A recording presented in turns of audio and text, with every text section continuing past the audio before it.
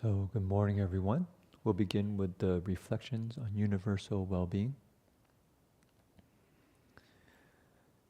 May I abide in well-being, in freedom from affliction, in freedom from hostility, in freedom from ill will, in freedom from anxiety, and may I maintain well-being in myself. May everyone abide in well-being, in freedom from hostility, in freedom from ill will, in freedom from anxiety, and may they maintain well-being in themselves. May all beings be released from all suffering, and may they not be parted from the good fortune they have attained. When they act upon intention, all beings are the owners of their action, and inherit its results.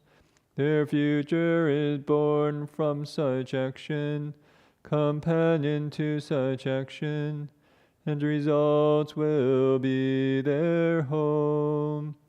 All actions with intention, be they skillful or harmful, of such acts they will be the heirs. So, good morning again. Today I was actually thinking of continuing our reflections on hiri-ottapa, sometimes translated as shame and remorse, in other places translated as conscience and concern, other places translated as kind of integrity and kind of respect for others. As we mentioned in the last few talks, these qualities are extremely important for spiritual practice. You could say they are inner guides to virtue. They're the foundation for the precepts and for keeping us on this spiritual path.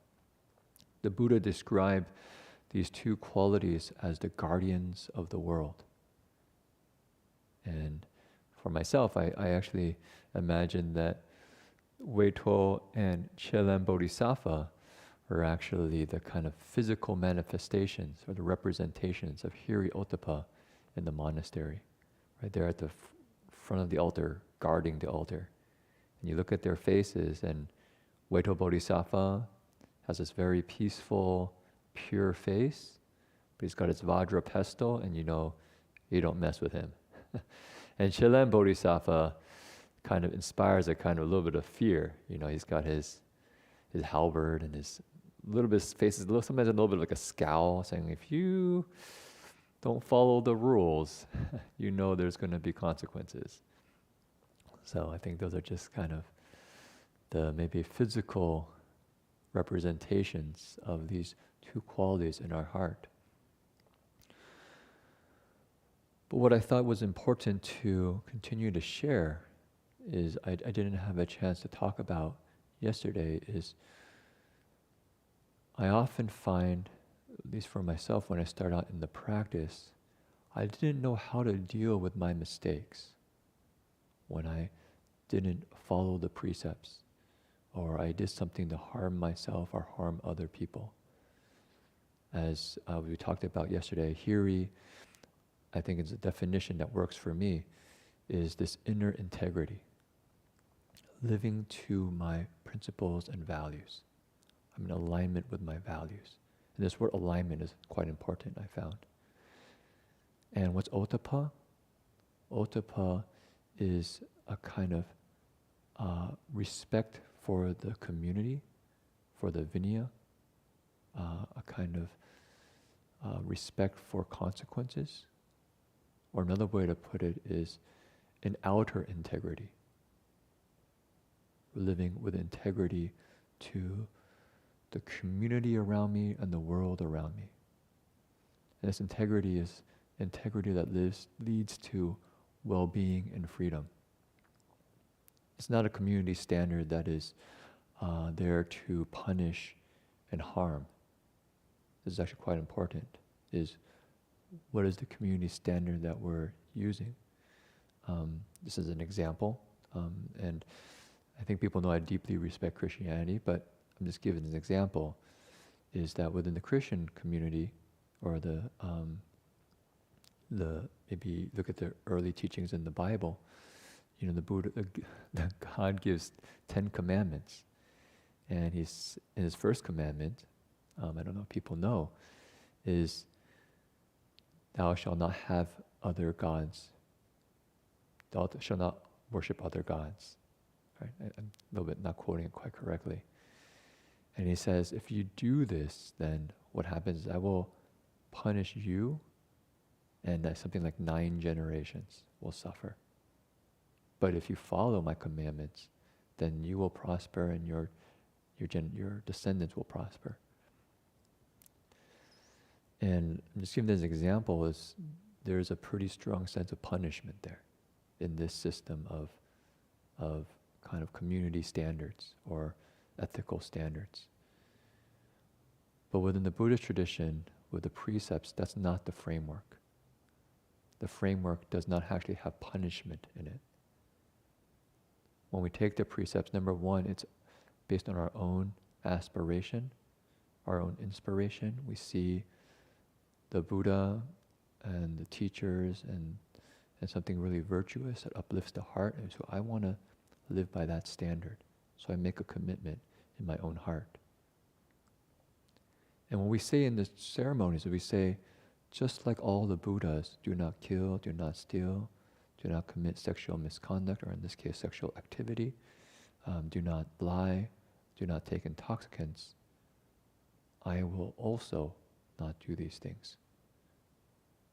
So the sense is, I am aligning myself to the conduct and practices of a Buddha. Of a Buddha, you could say. Not just the Buddha, historical Buddha in the past, but the Buddha within my own nature. I'm aligning to that.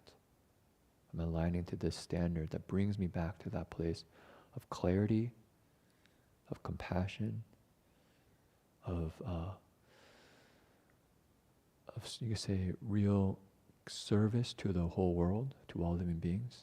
That's what I'm aligning myself to. So this is very important, because when we make a mistake, yesterday I talked about, we say, finishing the meal, washing my bowl, and then coming back and going, I want some dessert. And picking up a muffin that was left out, that someone didn't eat, and a little bit of this tiny cake thing.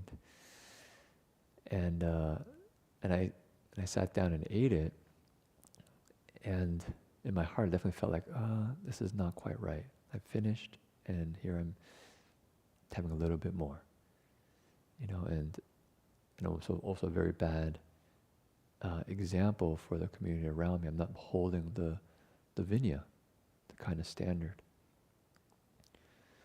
So once that happens, what can the mind do? In the system where we're using a punitive system, then the question is, who do we blame? Myself. I made a mistake. And I start to criticize myself. You're no good. How can you do this? Next time you better do better, or else I'm going to be really angry at you. And it could be a misunderstanding, but I could think that's hiri. Hiri is telling me, I'm living out of alignment with my values, with this kind of critical inner voice. But interestingly enough, I would say that actually that's not hiri. We've actually, in that moment, left hiri and went to aversion. We went to aversion. In that moment, what would hiri do? Hiri would actually respect us, because the supporting condition for hiri is self-respect. It wouldn't put us down.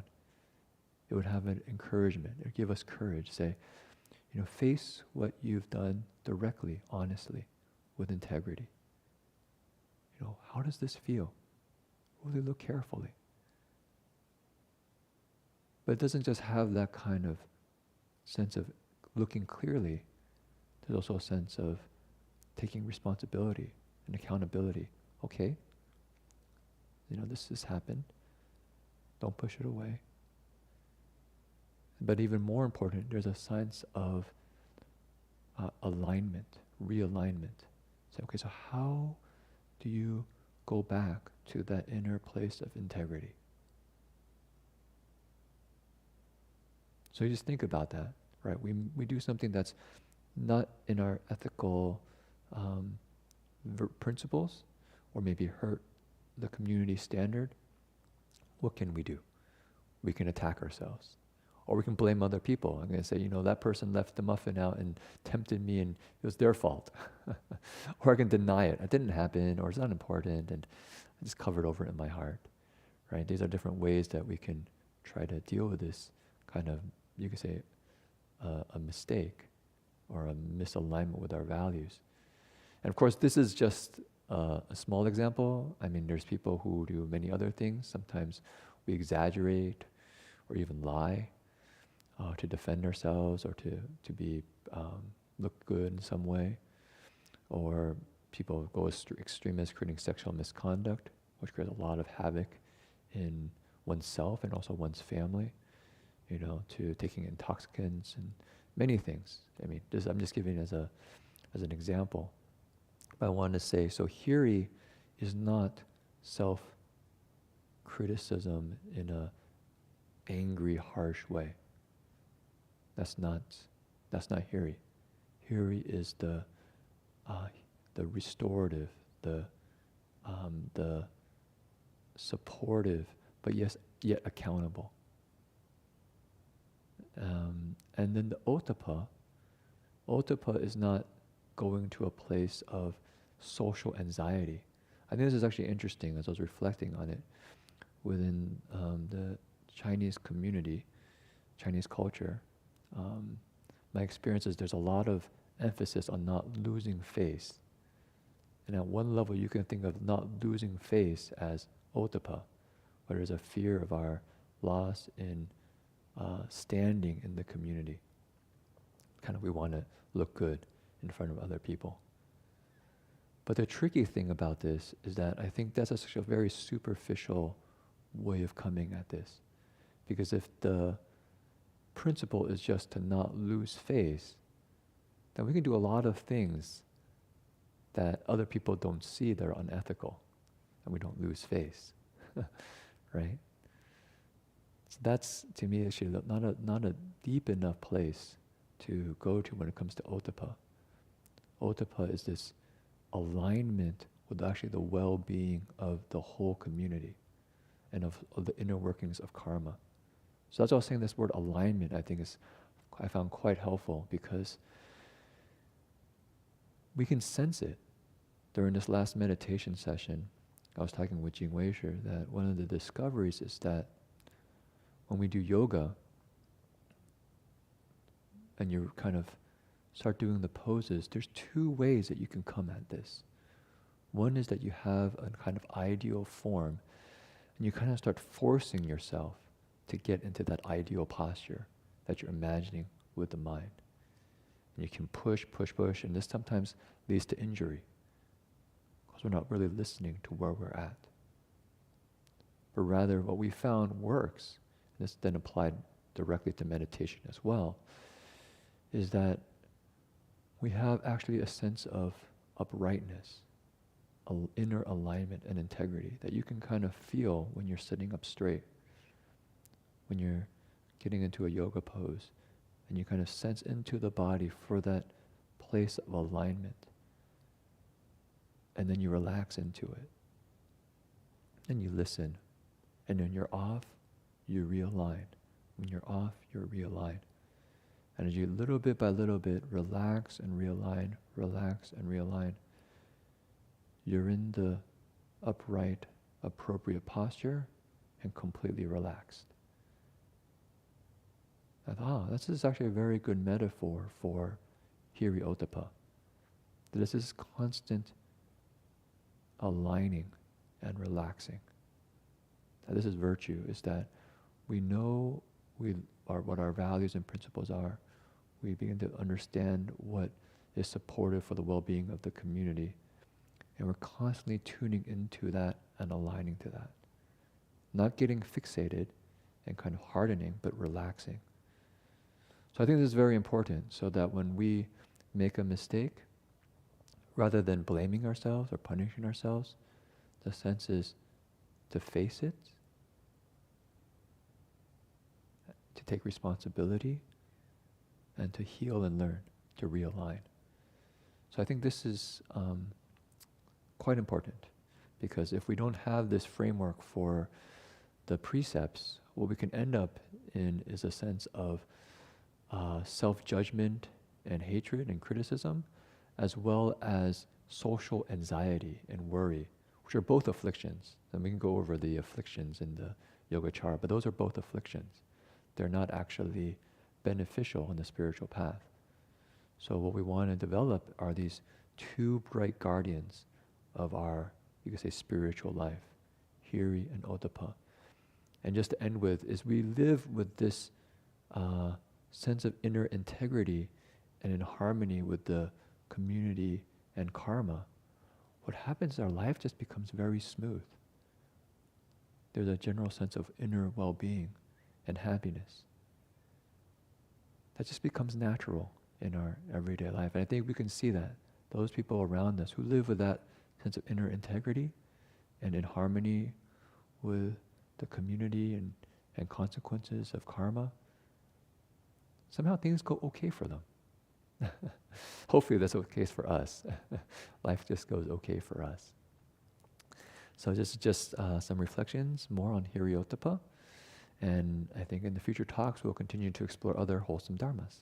Okay, so wish you a good day and hope you can live a life of integrity and in harmony with your kind of immediate surroundings that are aligned with wholesome principles. Okay, so let's do 3 steps, 1 bow.